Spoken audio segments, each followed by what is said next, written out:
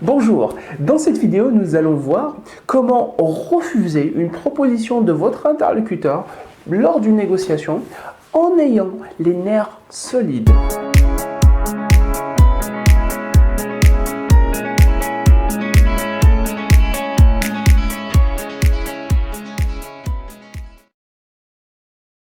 Il y a 3 raisons qui peuvent empêcher un négociateur de dire non lorsqu'il le faut.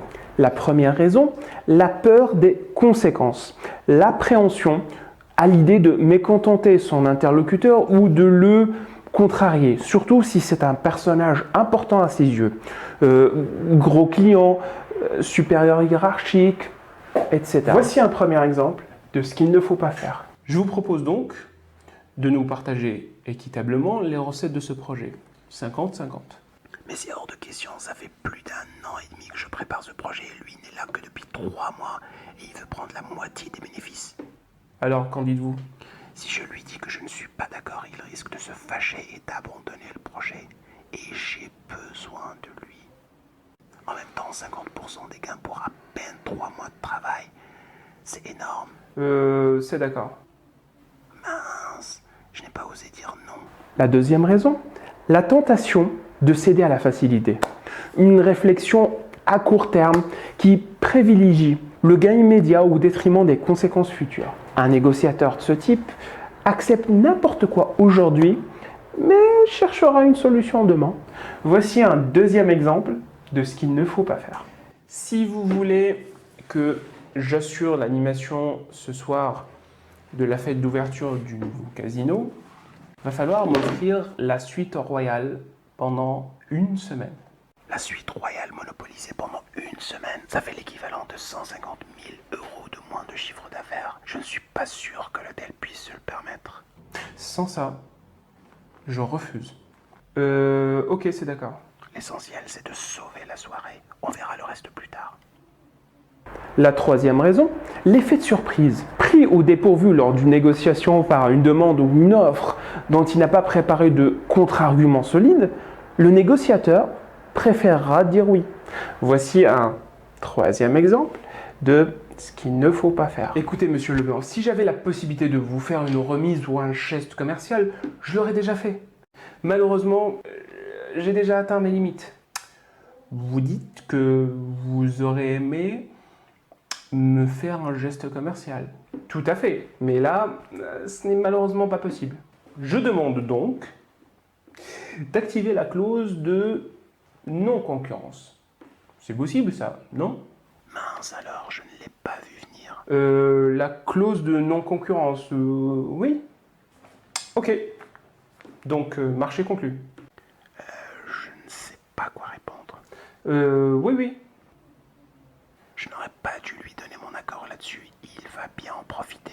Certes, refuser une demande d'un client important, ne pas dire oui à un supérieur hiérarchique, exige parfois une sacrée dose de courage et des nerfs d'acier. Néanmoins, dans le domaine de la négociation, tôt ou tard, à un moment ou à un autre, un jour ou l'autre, vous allez devoir dire non et le dire haut et fort. Autrement dit, si vous voulez défendre vos intérêts, vous ne pouvez pas vous permettre de dire oui tout le temps et à tout le monde. Si la demande ou la proposition de votre interlocuteur ne vous plaît pas ou ne vous convient pas, inutile de tourner autour du pot pendant plusieurs jours, pendant plusieurs mois.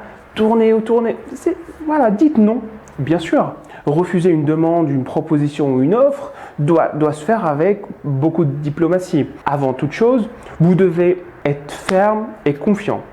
Pas d'hésitation, pas de regard fuyant et pas de gêne. Et voici un exemple de ce qu'il faut plutôt faire. Malheureusement, je ne pourrai pas donner une suite favorable à votre proposition. Comment ça? Vous refusez une offre de 800 000 €. Je sais, monsieur Leblanc, votre offre est très généreuse, mais c'est non. Ensuite, vous devez expliquer factuellement à votre interlocuteur la raison de votre refus, suivi des risques et des conséquences potentielles d'un oui. D'une part, ce château appartenait à mes grands-parents et par conséquent, j'y suis attaché. Je ne suis pas encore prêt pour le vendre. Et d'autre part, l'acheter ne vous sera d'aucune utilité. Il n'y a qu'une partie qui soit habitable dans l'état. Pour le reste, vous devez faire beaucoup de travaux. Et avant les travaux, vous devez obtenir les autorisations administratives nécessaires. Pour vous donner un ordre d'idée, ça fait 8 ans que j'ai demandé les autorisations de travaux et j'attends toujours. Mais je ne comprends pas. Il n'y a rien à comprendre, monsieur Durand. Nous sommes dans un village reculé. La moitié des maisons sont déclarées comme patrimoine historique. Les autorisations administratives sont très compliquées à obtenir. Et la qualité de la main-d'œuvre est rarement au rendez-vous. En clair, si vous achetez ce château aujourd'hui, vous serez obligé d'attendre au moins 5 ou 10 ans avant de pouvoir le rénover entièrement. Et pour finir, proposez à votre interlocuteur une alternative séduisante pour les deux parties. Donc, ce que je vous propose, monsieur Durand, le jour où je décide de vendre, vous serez le premier que je contacterai. En attendant, vous comptez revenir assez souvent ici? Une quinzaine de jours, 2-3 fois par an. Je suis tombé amoureux du village et du château. Très bien. Alors, voici la suite de ma proposition. Je vais aménager la partie habitable du château pour la rendre plus confortable. Et je vais vous la proposer à la location à chaque fois que vous seriez de passage ici. Qu'en dites-vous? C'est vrai? Ben, volontiers alors. Attention, il y a des négociateurs qui jouent parfois à quitte ou double, en prenant par exemple le risque de refuser une proposition pourtant à leur avantage, afin de pousser, psychologiquement parlant, leur interlocuteur à faire plus de concessions ou à céder davantage. Vous pouvez utiliser ces techniques, mais faites-le avec beaucoup de précautions. Voici donc un exemple de ce que vous pouvez faire si vous avez les nerfs très solides. Je vous fais donc, comme dernière proposition, un salaire de 50 000 € annuels si vous venez travailler dans notre société. Waouh, c'est une excellente offre. C'est même inespéré après 8 mois de chômage. Tu calmes, essayons de gratter un peu plus quand même. Malheureusement, je vais devoir décliner votre proposition. Vous êtes sûr de vous? Pas du tout. Qu'est-ce qui m'a pris de me montrer gourmand? Absolument. La proposition que vous me faites est inférieure à celle que je vous ai demandée, d'autant plus que j'ai d'autres propositions. Mais quelle autre proposition? Je dis n'importe quoi. Oh là là, je m'enfonce. Il faut que je rattrape le tir. Que faire? Je suis vraiment intéressé par votre entreprise et je suis sûr que nous allons trouver un terrain d'entente. Néanmoins, si vous maintenez la proposition salariale que vous venez de me faire, je vais malheureusement pas pouvoir donner suite. Mais non, qu'est-ce qui m'a pris de dire ça? C'est foutu. Il va refuser. Pitié, dites-oui.